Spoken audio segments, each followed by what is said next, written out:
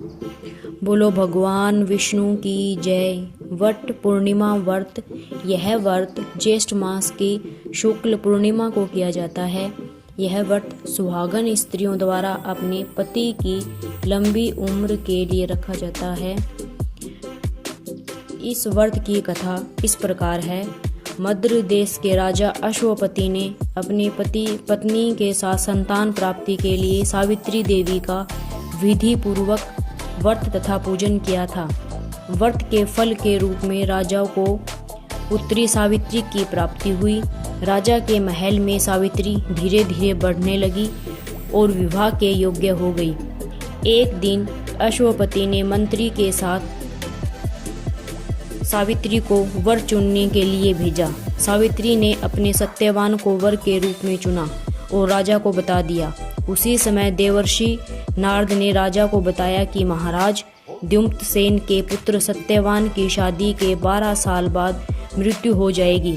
इसे सुनकर राजा ने सावित्री से किसी दूसरे वर को चुनने के लिए कहा, मगर सावित्री नहीं मानी।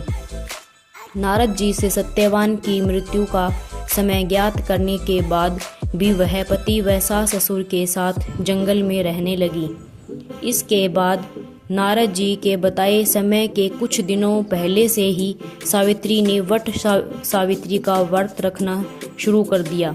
जब यमराज उनके पति सत्यवान को साथ लेने आए तो सावित्री भी उनके पीछे पीछे चल दी।